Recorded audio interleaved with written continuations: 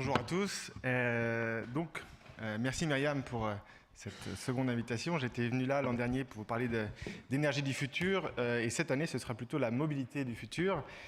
J'ai pas écrit de livre mais je vais faire un peu de promotion quand même puisque j'ai une page SlideShare personnelle sur laquelle vous pouvez retrouver tous ces documents en français, en anglais sur l'énergie, la mobilité et que vous pouvez bien évidemment télécharger et partager. Alors aujourd'hui sur la mobilité du futur, je vais commencer par parler un peu de la voiture électrique. Moi, souvent, je travaille sur ce sujet depuis à peu près presque une dizaine d'années. Et souvent, quand on va dans des dîners en ville, comme hier soir, on nous dit « Ah, la voiture électrique, génial. La mobilité urbaine du futur, la voiture électrique, c'est parfait, excellente solution. » Et la première chose que je fais, généralement, c'est de dire aux gens « D'accord, et quels sont les 3 problèmes qu'on a en ville ?» Première réponse, les bouchons. Que fait la voiture électrique? Pas grand-chose. Deuxième problème, stationnement. Que fait la voiture électrique? Pas grand-chose. Et le troisième problème, la pollution sonore et atmosphérique. Et là, effectivement, la voiture électrique apporte des vraies solutions. Et donc, finalement, on avait fait un diagnostic, mais qui était erroné. On s'était dit, le problème, c'est la voiture thermique. Et donc, la solution, tout naturellement, c'est la voiture électrique. Mais il manquait juste un mot. Le problème en ville, c'est la voiture thermique individuelle. Et donc, la solution n'est pas la voiture électrique individuelle, mais la solution est la voiture électrique partagée. Et si je vais encore plus loin, la solution est le vélo électrique partagé. Alors je pourrais m'arrêter là, mais comme il me reste encore 8 minutes 20, je vais continuer à raconter quelques petites choses. Alors vous êtes tous familiers avec cette situation. Pour ceux qui ne parlent pas anglais, si seulement tous ces idiots avaient pris le bus, je serais chez moi depuis très longtemps. Et en fait, vous voyez là le vrai problème de la mobilité urbaine, c'est le problème de l'usage de la voiture individuelle sur le trajet domicile-travail. Qu'est-ce qui se passe? Chacun prend sa voiture le matin à 8 h tout seul pour aller au travail et revient à 18 h toujours tout seul du travail.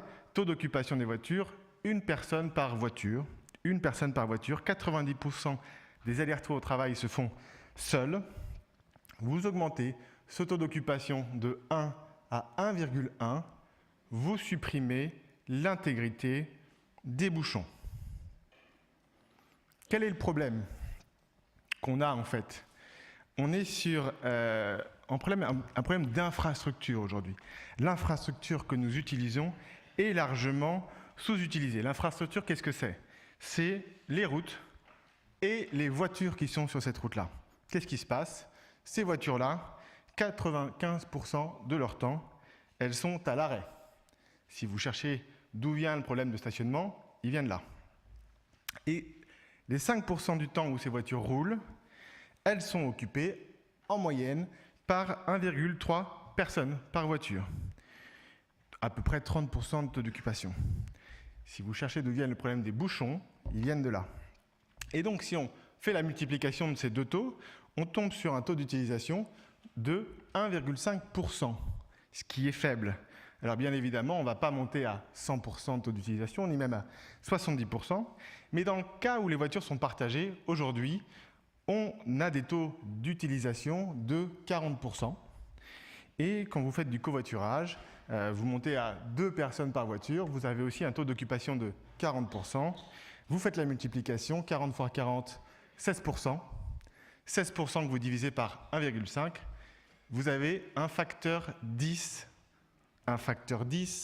sur le taux d'utilisation de votre infrastructure. Alors, je suis heureux d'être à La Rochelle pour parler de cette mobilité parce que La Rochelle, c'est une ville avant-gardiste sur les solutions de mobilité. Vous connaissez peut-être tous l'Iselec, qui a été rebaptisé Yellow Mobile, qui est un système de voitures électriques partagées mis en place en 1999. Alors le seul problème de l'auto électrique partagée, comme à Paris avec Autolib, c'est l'effet rebond. C'est-à-dire que les gens qui vont utiliser Autolib ne sont pas forcément des gens qui avaient une voiture individuelle. C'est des gens qui prenaient la ligne 13, le RER A, qui prenaient le taxi, qui y allaient en marchant et qui, avec Autolib, ont décidé de prendre une voiture. Donc ça rajoute des voitures dans les villes. Vous avez une autre solution qui est le vélo en libre-service.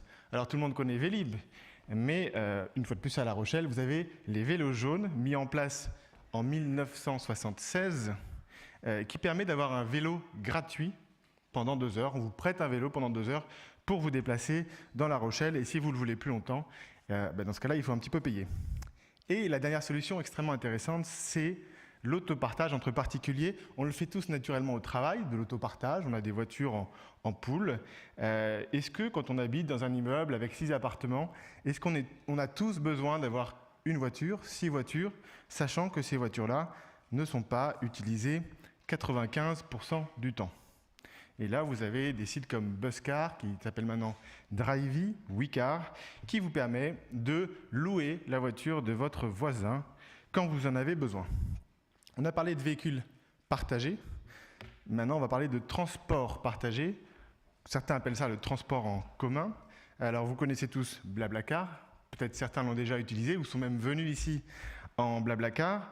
Donc là, c'est plutôt du covoiturage, mais sur la longue distance. Donc ça ne résout rien à nos problèmes de bouchons sur le domicile-travail. Blablacar, c'est tellement bien qu'ils ont pris récemment un procès en Espagne par une société de bus qui les attaque pour concurrence déloyale. Donc ça, c'est la joie des bonnes solutions.